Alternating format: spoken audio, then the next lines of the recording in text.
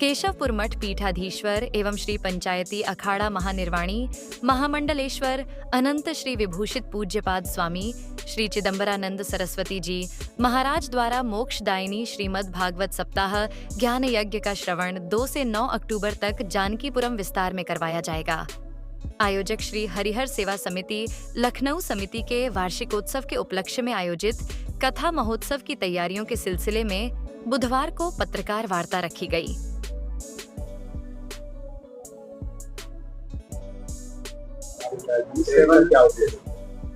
श्री हरिहर सेवा समिति का गठन 2022 में लखनऊ में हुआ। श्री अध्यक्ष श्री रामकिशोर मिश्र जी के प्रयासों से पिछले 2 वर्षों से श्रीमद् भागवत कथा शिव पुराण की कथा हुई थी।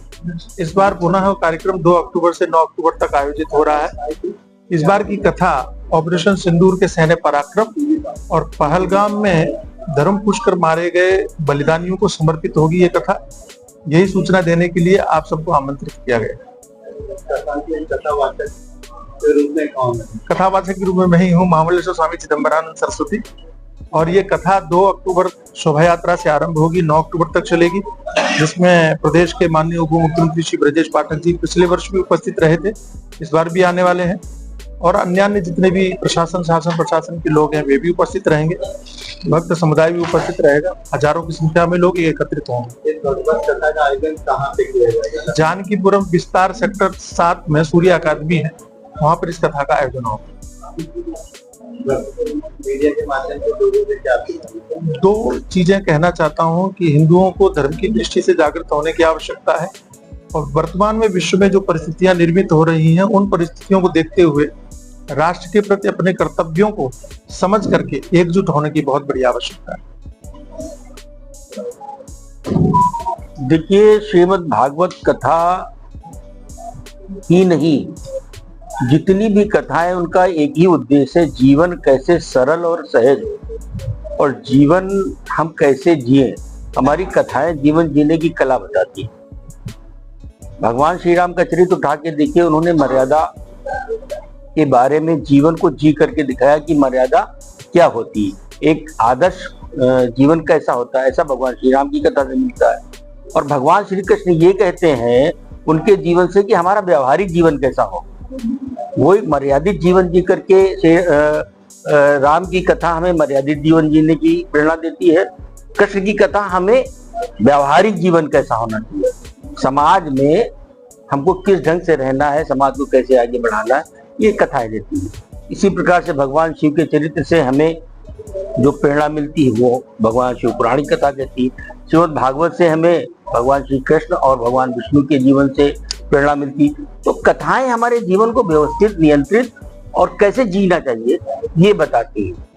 कथा व्यास जितना सुंदर शब्दों में हमें समझा देते हैं उससे हमें जीवन को जीने में सरलता, पारिवारिक जीवन कैसा हो, व्यवहारिक जीवन कैसा हो, सामाजिक जीवन कैसा हो, राजनीति में क्या होना, ये सब कुछ हमारे धर्म की में निहित है, वहीं से निकल के आया है। तो ये कथाएं हमें पूरे देश को, पूरे समाज को और पूरे जीवन को नियंत्रित करने का काम करती, हम उस कथा के मर्म को समझ पाए। क्या कहना चाहिए? ये प्रेस वार्ता एक्चुअली वास्तव में श्री हरिहर सेवा समिति द्वारा पिछले 3 वर्षों से सामाजिक समरसता के उद्देश्य से समाज में एक सामाजिक समरसता की वृद्धि हो बढ़े, उसके तहत इसका गठन हुआ था। और इस वर्ष 2 अक्टूबर से श्रीमद् भागवत कथा का आयोजन जानकीपुरम विस्तार में सेक्टर 7 में सूर्य एकेडमी में हो रही है। इस बात में खास क्या रहने वाला है?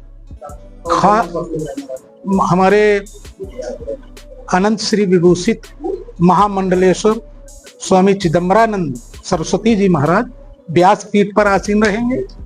उसके अलावा जो हमारे पास आज की तारीख में सूचना है, कई अन्य महामंडलेश्वर भी आ रहे हैं, संत समाज के भी प्रतिनिधि आ रहे हैं और हमारे माननीय उप मुख्यमंत्री ब्रजेश पाठक जी ने भी सहर्ष भाग लेने की सहमति दी है। और उद्देश्य हमने शुरुआत में बताया, सामाजिक समरसता मेन है कि सभी समाज के विभिन्न वर्गों में एक संयुक्त प्रयास से सामाजिक समरसता की वृद्धि हो। चैनल देशबंधु न्यूज़ को बेल आइकन दबाकर सब्सक्राइब, लाइक और शेयर जरूर करें।